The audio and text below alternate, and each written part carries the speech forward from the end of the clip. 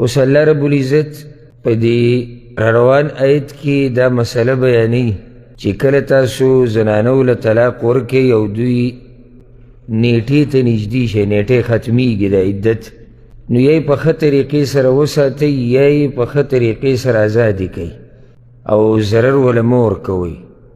اسلام د هر چا د حقوقو خیال ساتلی دی، نو دا نه دی چې یاره خاوند دی جو حق یې ډېر دی دی هر څه کولی شي، نه، د خاوند حق شتي خو دی دومره څه کولی شي چې څومره شریعت دله اجازت ورکوي، دا د خپلې مرضۍ مسله نه ده. أعوذ بالله من الشيطان الرجيم. بسم الله الرحمن الرحيم.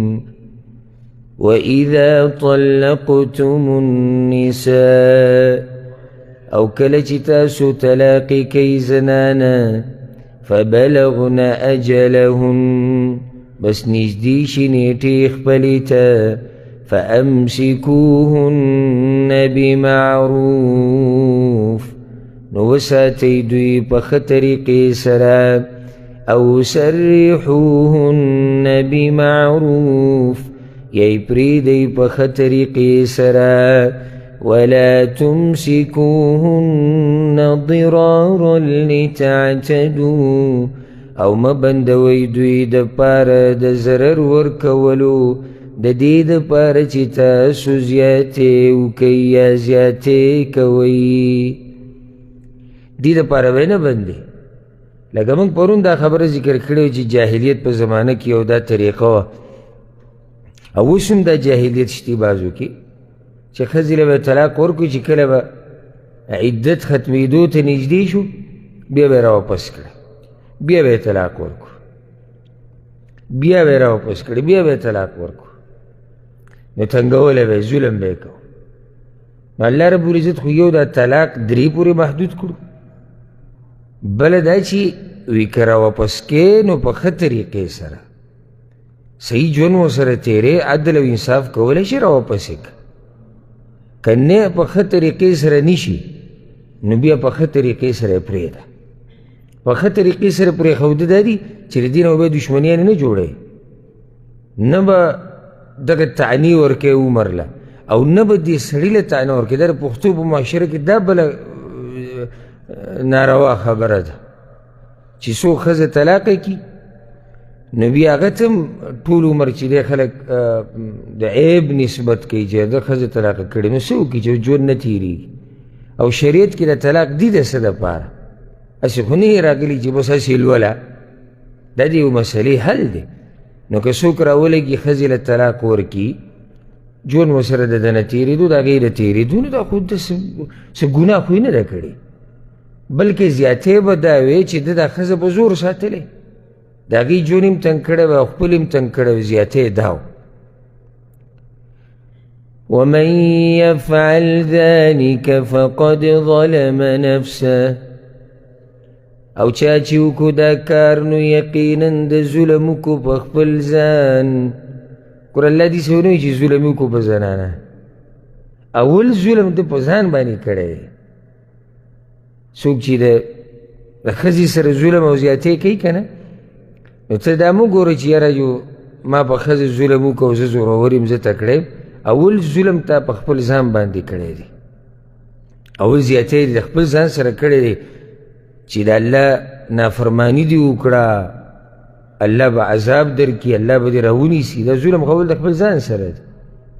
ولا تتخذوا آیات الله هزوا او منیسئ آیتونه د الله په ټوغو سره. دا لوی نصیحت دی زموږ دپاره.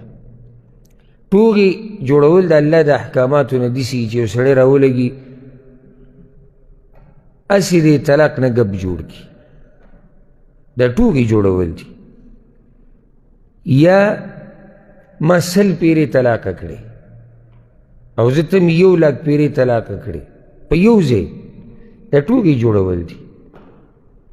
دغه شان زنانه نه طلاقوي نه ورسره صحیح ژوند تېروي. دا ټوکې جوړول دي او داسې په دې نور مثالونه دي. الله وایي زما د دین نه احکاماتو نه زما د ایتونو نه ټوکې مه جوړوئ. او کله چې هغه کس طلاق ورکړي د رسول صلی الله علیه وسلم په زمانه کې او په یو ځای ورکړي نو رسول صلی الله علیه وسلم وایي ایلعب بکتاب الله، آیا د الله په کتاب باندې لوبې کوئ؟ او زه خو لا ژوندی یم، زه خو لا دنیا نه تللی یم نه یم. نو الله د احکاماتو نه ټوکې مه جوړوئ. زموږ خوا له دنیا راځي راماتې او بس بیا جو هغه جو پوه شوی نه یم، هغه جو دماغو مې کار نه کو، هغه جو لږ لیونی شوی وم، هغه جو رور داسې و او کاکا و. اوله کې سوچ کوه د طلاقو دا مسلې ټوکې نه دي، مسخرې نه دي. واذکروا نعمة الله علیکم، او یاد کئ احسانات د الله په تاسو باندې. دومره ښه یې درسره کړي نو تاسو هم د هغه د احکاماتو بیا خیال ساتئ که نه. او ګوره غټ ښه دا دي چې موږ ته د دین واضحه کړی او هر چا له حق ورکړی دی. او تاسو هسې سوچ وکئ یوې لمحې له که چېرته د زنانه د حقوق نه وی، د خاوند د حقوق نه وی، خو د څاروو ژوند به و که نه، د زناورو ژوند به موږ تېرو. الله پولې یې ښودي دي، دا د الله رحم دی چې نه داسې کوه داسې مه کوه. ښځه داسې کولی شي داسې نشي کولی، خاوند داسې کولی شي داسې نشي کولی. دا خو ټول رحم دی په موږ باندې. او غټ نعمت هغه قرآن او حدیث. وما أنزل عليكم من الكتاب والحكمة، او هغه چې رالیږلي دي الله په تاسو د کتاب نه او د سنت نه. یعظکم به، نصیحت کوي الله تاسو ته په دې سره. مخکې یاد کوي د الله احسانات او نعمتونه، خو دا نعمت یې پکې خاص ذکر کړو. نو فایده دا شوه چې د الله په نعمتونو کې غټ نعمت هغه د الله رب العزت دا دین دی. بیا په دې پوهېده دا بل غټ نعمت دی. دا دین خو الله ډېرو خلکو ته نصیب کړی، خو په دې باندې پوهېده الله رب العزت هر چا ته نه یې نصیب کړي. نو که چېرته ته پې الله پوه کړی یا طاقت یې درکړی په دې باندې د ځان د پوه کولو، نو بیا د الله شکرونه ډېر ادا کوه، ځکه چې تا له زیاتي نعمت درکړی دی. بله فایده دا شوه چې قرآن او حدیث الله دې دپاره لېږلي چې نصیحت ته ووایئ. یعظکم به، صرف د تلاوتونو دپاره نه دي چې ته قرآن تلاوت کوې او د حدیثونو مطالعه کوې او ښکلی راښکلی او خوشحاله چې ما سره کور کې پروت دی، زما پې ایمان دی. نصیحت ته هلې که نه هلې، عمل پې کې که نه کې. غټه مسله دا ده، دا قرآنونه خو جوماتونه ترې ډک دي، کورونو کې پراته دي، په موبایلو کې دي. سوال دا دی د خلکو نه چې تاسو د دې قرآن نصیحت قبلوئ؟ تاسو د حدیثونو نصیحت قبلوئ؟ قرآن او حدیث دې دپاره دي. واتقوا الله واعلموا ان الله بكل شيء عليم، او ویریږئ د الله نه او پوه شئ چې یقینا الله په هر شي باندې پوهه دی. دا خبره دلته به دې وکړه چې ای سړو د نه پکې دا فایده پرته ده. که تاسو په هر نیت تا ښځه ځان سره ساتئ او یا یې پرېږدئ، نو ګوره الله په هر څه پوهه دی. صحیح د ظاهري خلک به پوهه نه شي، ستا په اراده ستا په زړه، خو الله ته خو د هر څه پته. وإذا طلقتم النساء،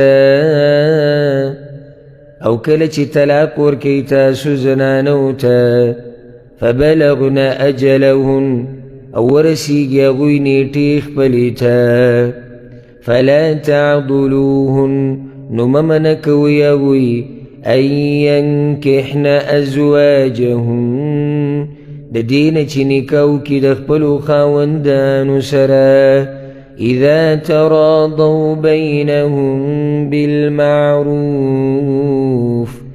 کله چې رضا یې په خپل منځ کې په ښه طریقې سره.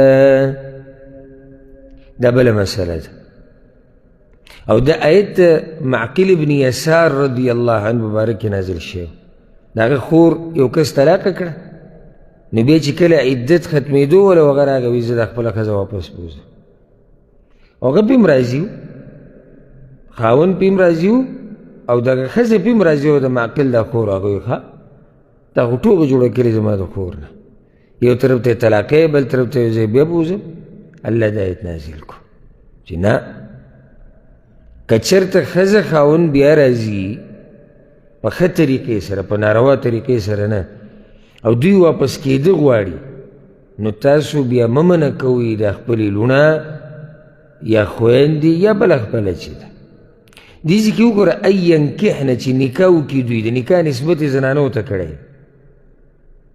او ما پرون دا مسله ذکر کړه چې بعضو ځایونو کې الله نسبت ولي ته کړی، مشر ته، ځکه چې د زنانه د نکاح دپاره د مشر رضا کېدم شرط دي او د دې زنانه رضا کېدم شرط دی.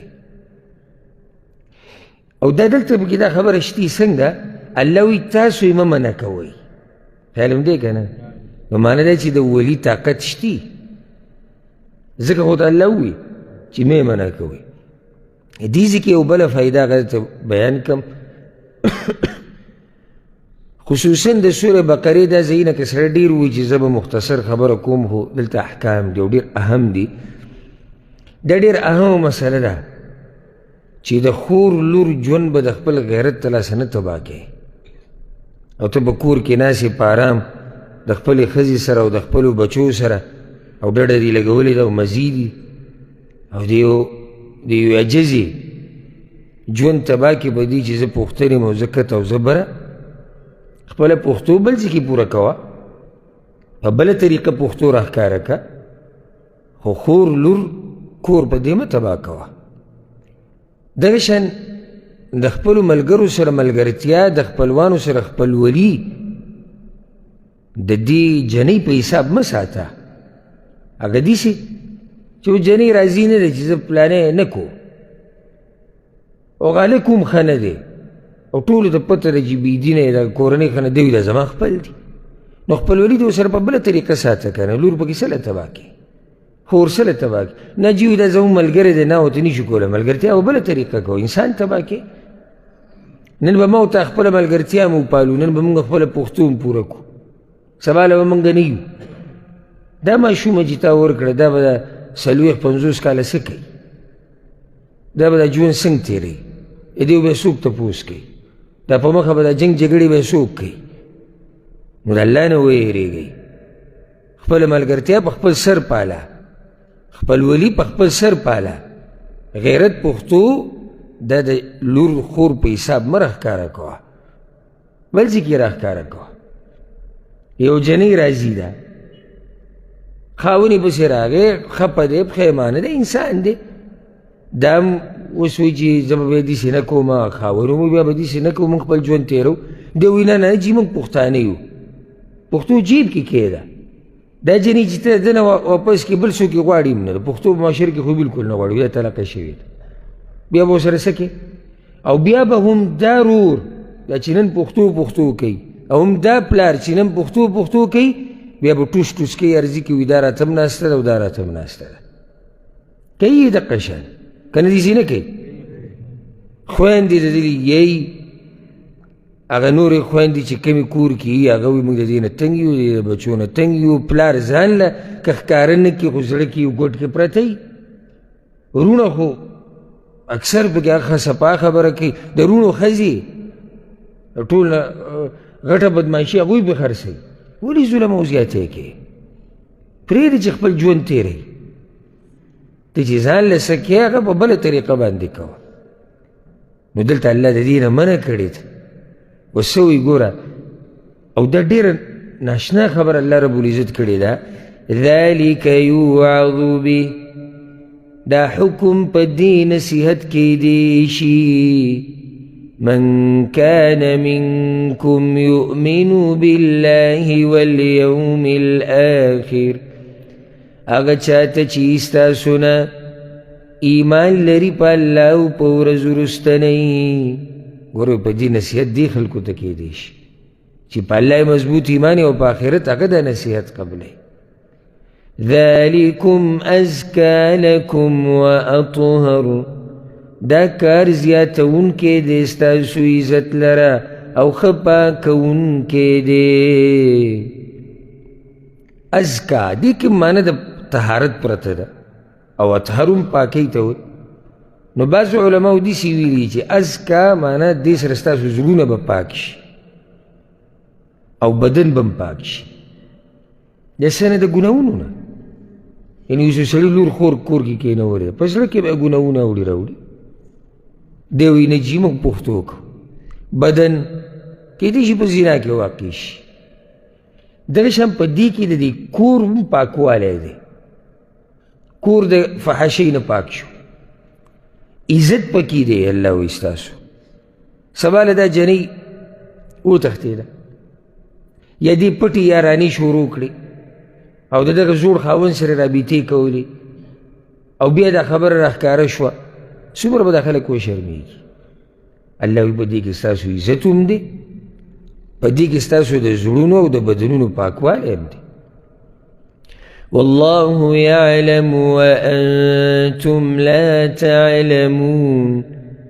او الله پوهیږي او تاسو نه پوهیږئ د زړونو په حقیقت الله پوهه دی موږ خو پې نه یو پوه نو څه چې راته الله وایي هغه کوه اوس ګوره د میندو مسله بیانېږي میندې ګوره دوه قسمې یو هغه مور دی چې هغه خپل خاوند په نکاح کې ده نو دا خو ماشوم له پی ورکوي ماشوم ځکه چې دا دغه ماشوم د پلار سره ده دویم هغه مور ده چې هغه طلاقه شي نو چې طلاقه شي دا بچی خو د پلار دی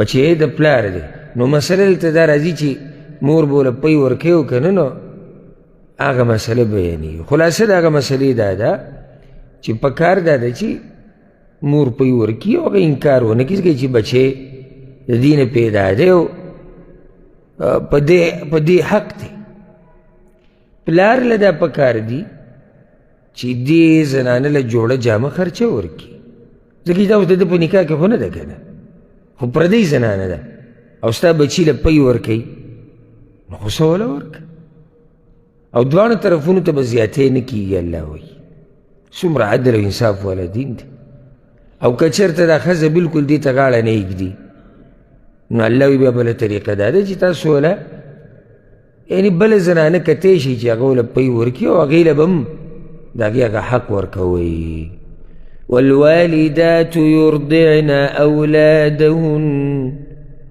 او میاندې به پی ورکوي خپلو بچو ته حولین کاملین دو کاله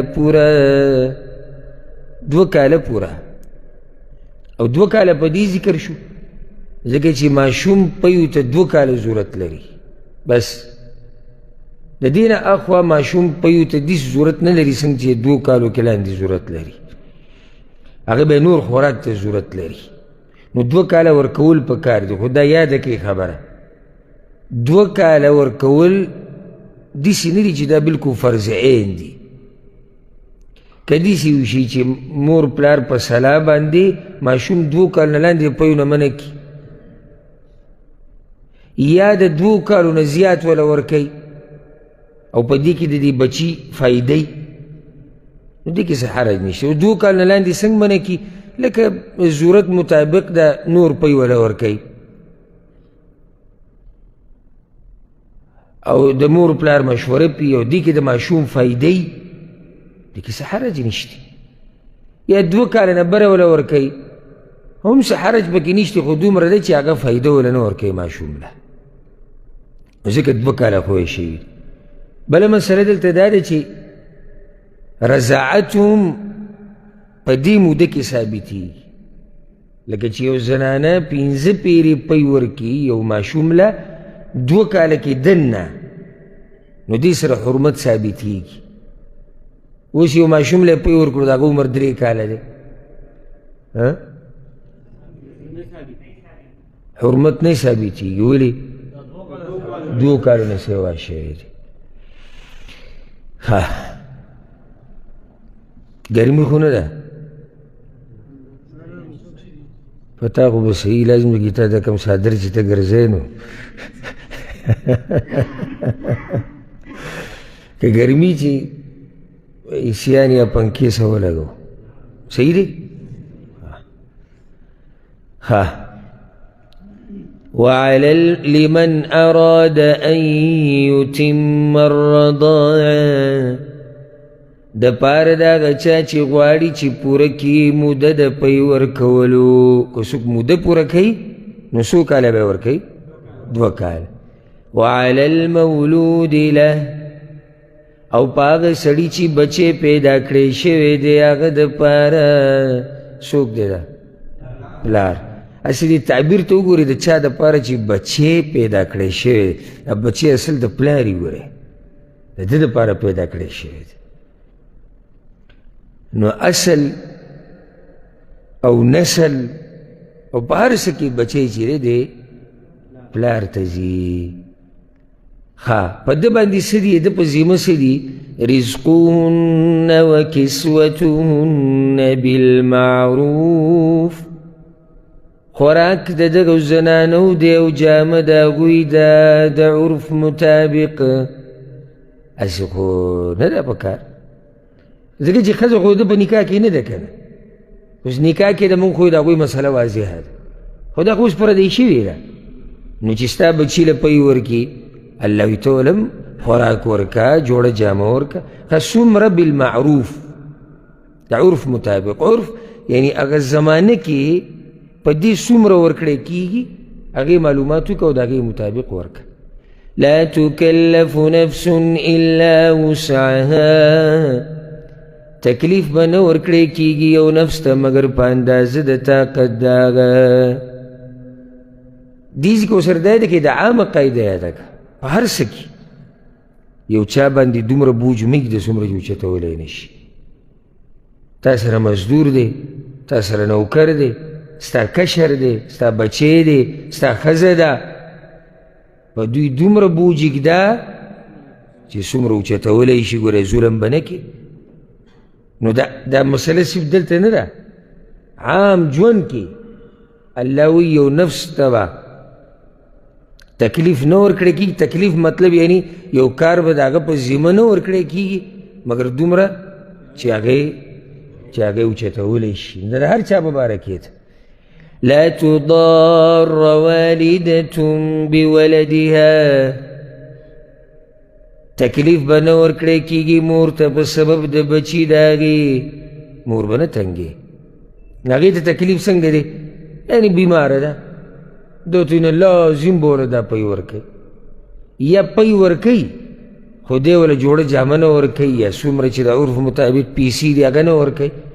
نو دا کار به نه کوي. ولا مولود له بولده او نه به د بچی پلار ته په بچی د هغه سره پلار ته هم تکلیف نه ورکوي چې مور یې هسې تنګوي را تنګوي یا ورته وایي صحیح ده زه به پی ورکوم خو دومره پیسې به راکوي د حد نه زیاتې. وعلى الوارث مثل ذلك او په وارث باندې لازم دی په مثل د دې کار. وارث ماشوم یعنی اوس یو سړی دی بچی پیدا شو هغه دنیا نه تللی یاره دا و د دې مور په منځ کې د بچي د مور په منځ کې د مسله راغلی د طلاقه کړې او بیا هغه سړی مړ شو ماشوم پاتې شو. نو الله وایي وارثان به هم دغه کار کوي. کوم کار؟ جوړه جامه او حق به ورکوي. نو که د دې ماشوم مالي د طرف پلار نه مال پاتې په هغې کې دې ورکړي خو حق به پوره ادا کوي. ظلم زیاتی چا سره نشي کېدی. څنګه شریعت دی ګوره عدل او انصاف والا. فإن أرادا فصالا نو که چېرته اراده وکړه دواړو د تینه د پرې کولو عن تراض منهما سره د رضامندتیا د دواړو نه وتشاور او مشورې د دواړو نه هغې نه پس او رضامندي د دواړو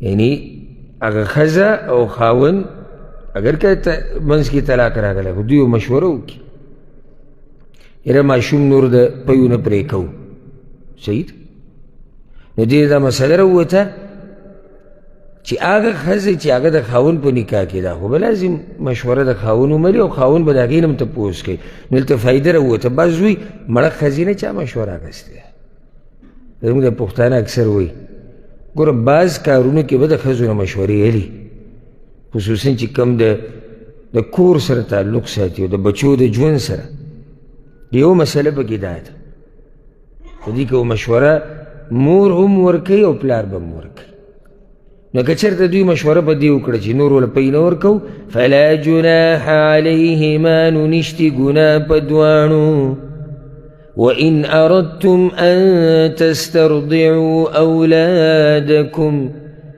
او که تاسو غواړئ چې رضایي میاندې ونیسئ د پاره د بچو خپلو خپله مور وله پی نه ورکوي نو اوس مجبوري ده رضایي مور وله یو سړی زه به وله رضایي مور ونیسم فلا جناح علیکم نو نشتي ګناه په تاسو اذا سلمتم ما آتیتم بالمعروف نو نشتي ګناه په تاسو کله چې پوره ورکوئ تاسو هغه مال چې تاسو مقرر کړی د عرف مطابق هغې له به هم حق ورکوئ یعنې چې بس یاره بچي له پی ورکړو بیا به ورسره اخوا دېخوا وکړو نه خبره به واضحه کې عرضه کړي رب العالمین زموږ نه ګوره دا معاملات صفا غواړي هر چا حق هغه ته رسوه او حدیث کې راځي داسې ورځ را روانه ده چې هغه ورځ باندې به نه دینار او نه به درهم وي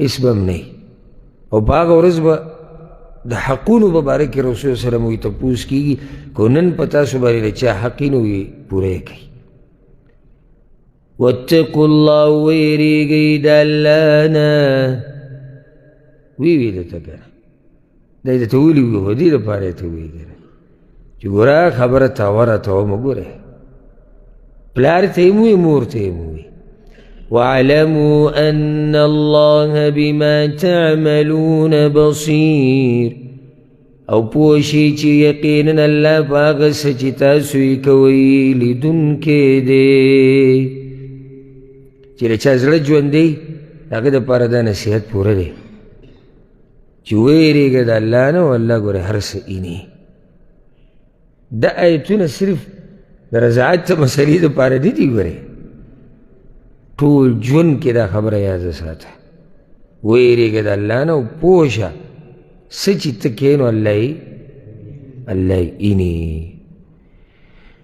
ښه نو د دې نه د اسلام عدل او انصاف راښکاره شو چې اسلام څومره عدل او انصاف والا دین دی هغه څومره لوی مقام یې زنانه ته ورکړی دی یعنې که زنانې انکار وکړي چې زه پی نه ورکو زور زبردستي ورسره کېدی شي نشي کېدی دا هغه حق دی چې الله رب العزت ورکړی زنانو ته عزت